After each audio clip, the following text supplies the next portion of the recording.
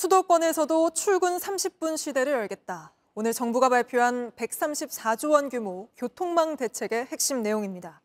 지금 있는 GTX 노선을 일단 충청과 강원까지 연장하고 여기에다 노선 3개도 더 만들어서 이렇게 수도권 지역들을 촘촘하게 연결하겠다는 겁니다. 이렇게 되면 경기 동탄에서 서울 수서까지는 19분, 인천공항에서 연신내까지는 38분이면 올 수 있다는 거라서 발표가 나오자마자 당장 노선에 걸친 지역들은 술렁이기 시작했습니다. 하지만 앞서 예정돼 있던 GTX 노선들도 대부분 아직 첫 삽을 못 뜨고 있는데 이런 상태에서 선거를 앞두고 쏟아진 대규모 추가 건설 구상이 과연 계획대로 실현될 수 있을지 우려의 목소리도 있습니다. 먼저 오늘 발표의 핵심 내용부터 오원석 기자가 정리해드립니다. 수도권 광역 급행철도 GTX A 노선 공사 현장입니다. 서울역 지상에서 지하로 60m가량 내려왔습니다. 일반 지하철보다 40m 더 깊은 곳입니다. 제가 서 있는 이곳은 GTX A 노선의 서울역 정거장입니다. 북쪽에서는 파주 운정부터 남쪽으로는 동탄까지 연결될 예정입니다. A 노선 수서 동탄 구간은 3월에, 운정 서울역 구간은 연내 개통하고 2028년 전 구간이 열립니다. 인천과 남양주를 잇는 B 노선은 2030년, 양주와 수원을 오가는 C 노선은 2028년 개통됩니다. 오늘 토론회에선 GTX 연장안도 나왔습니다. A 노선은 동탄에서 평택, B 노선은 마석에서 춘천, C 노선은 수원에서 아산까지 연장되는데 최장 60km에 이릅니다. 수도권은 30분, 강원, 충청권은 1시간 안에 오가는 광역 경제생활권이 가능해졌다는 게 정부 설명입니다. 당장 올해부터 본격적인 GTX 시대를 열겠습니다. 줄어든 출퇴근 시간만큼 여가를 즐기고 가족과 함께하는 시간을 여러분께 돌려드리겠습니다. GTX D, E, F 노선은 빠른 착공을 위해 1, 2단계로 나눈 뒤 1단계는 임기 안에 예비 타당성 조사를 마치기로 했습니다. 그 밖에 정체가 심한 수도권 일부 도로와 철도를 지하화하고 지방에도 권역별로 광역철도를 도입합니다. 관건은 비용인데 정부는 민간 자본을 포함해 총 134조 원을 투입하기로 했습니다. 정부 재정뿐만 아니라 민간 투자, 공공기관 투자, 개발 이익 활용 등 교통 투자 재원을 다각화하고 사업 절차를 신속히 진행하여 출퇴근길 지옥철로 꼽히는 김포 골드라인 혼잡도 해소를 위해 차량과 버스를 늘리고 올림픽대로의 버스 전용 차로도 도입하기로 했습니다. JTBC 오원석입니다. 국민의힘 배현진 의원이 조금 전 서울 강남에서 괴한에게 습격을 당했습니다. 한 남성이 돌로 머리 뒤쪽을 내리친 건데 바로 배 의원이 치료 중인 병원으로 가보겠습니다. 최현수 기자, 현재 배 의원 상태는 어떻습니까? 네, 생명에는 지장이 없는 것으로 전해졌습니다. 배 의원실 관계자는 병원에 들어갈 때 의식이 있었고 응급처치는 끝났다라고 설명을 했습니다. 그리고 방금 전에 병원 측에서 브리핑이 있었는데요. 배 의원이 둔기로 맞은 다음 뒤로 넘어지면서 도로에 머리를 부딪혔다고 설명을 했습니다. 아직까지 출혈은 없고 증상이 심하지 않으면 곧 퇴원할 수 있을 거라고 봤습니다. 다만 뇌 손상이나 출혈 등 추가 검사를 위해 오늘 밤에는 병원에 있어야 한다고 설명했습니다. 네, 습격 당시 상황은 어땠습니까? 네, 오늘 오후 5시쯤 서울 신사동의 한 건물 앞에서 남성이 배 의원 머리 뒤쪽을 내리쳤습니다. 이 남성은 배 의원에게 국회의원 배현진입니까? 라고 물었고 배 의원이 맞다라고 대답을 하자 범행을 저질렀습니다. 배 의원실 관계자는 범행에 쓰인 돌이 성인 주먹만한 크기였다고 설명을 했는데요. 저희가 목격자를 만나봤습니다. 이야기 들어보시죠. 구급차가 왔으니까 봤는데 어떤 여자분이 이제 머리를 이제 잡고 이렇게 나오시는 걸 봤어요. 그래서 구급차에 들어가시는 걸 봤고 그 다음에 경찰차가 2대가 와서 경찰이 나오길래 뭐 안에서 싸웠나. 네, 범인은 바로 잡힌 거죠. 미성년자라는 말이 있던데요.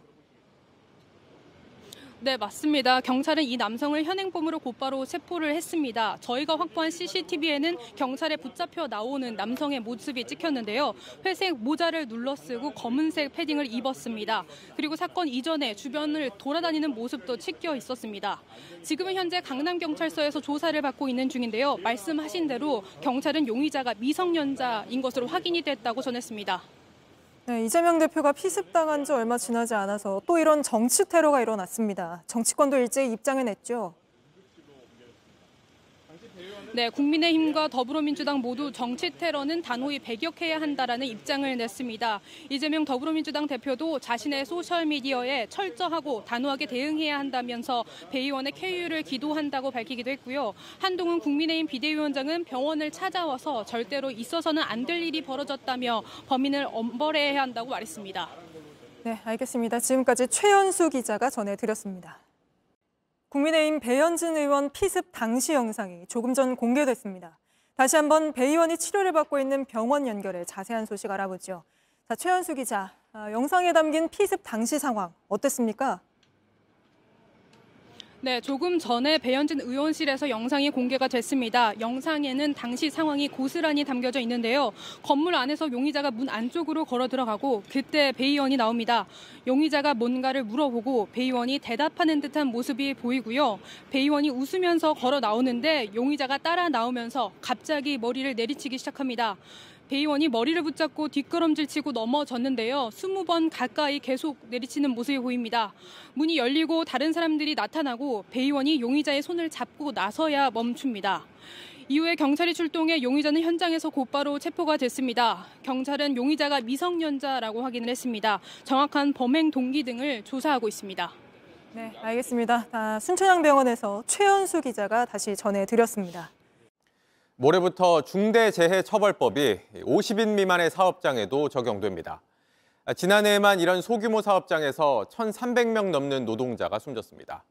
2년 전 유예하자고 요구해왔던 정부는 안타깝다고 했고 노동계는 환영의 뜻을 밝혔습니다. 임예은 기자가 보도합니다. 여야는 50인 미만 사업장의 중대재해처벌법 유예 법안을 처리하는 문제를 합의하지 못했습니다. 이 법을 50인 미만 소규모 사업장에 적용하는 것을 2년간 유예할 것을 다시 한번 더불어민주당에게 강력히 요청드립니다. 정부 측에 사과도 없었고 그리고 앞으로 그러면 유예될 2년간에 구체적으로 어떤 대책과 예산 투입할 것인지 가져했지만 아무것도 가져온 게 없습니다. 중대재해처벌법은 오는 27일부터 5인 이상 사업장에 모두 적용됩니다. 사업장에서 사망사고 등이 발생하면 사업주가 징역이나 벌금 등의 형사처벌을 받게 되는 겁니다. 지난 2022년 기준 50인 미만 사업장에서 일하다 숨진 노동자는 1,300여 명이 넘습니다. 노동계는 환영했습니다.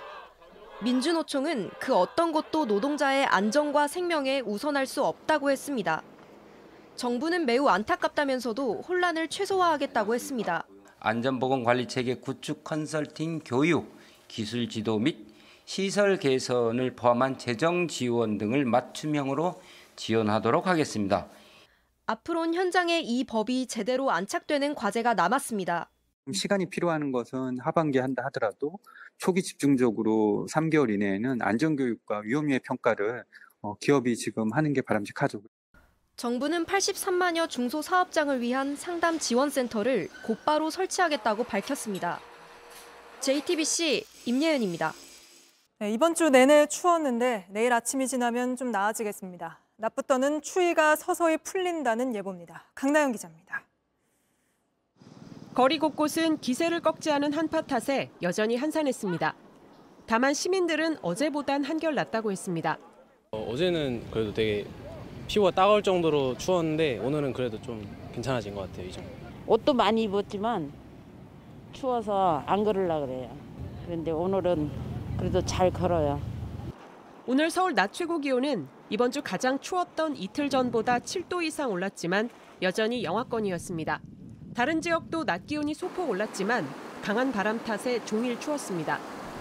이번 주 내내 이어지던 강추위는 내일 낮부터 풀립니다.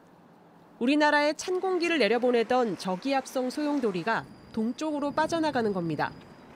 내일 낮 최고 기온도 2도에서 9도 사이로 평년 수준을 회복하고 주말에도 비슷한 수준이 되겠습니다.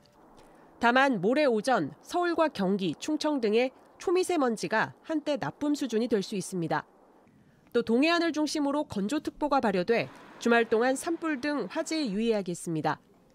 다음 주엔 기온이 더 올라 평년과 비슷하거나 높겠습니다. JTBC 강나현입니다. 안녕하세요. 뉴스룸 앵커 한민용입니다. 오늘도 JTBC 뉴스룸을 시청해주신 여러분 고맙습니다. 오늘 저녁에도 뉴스의 현장에서 찾아뵙겠습니다.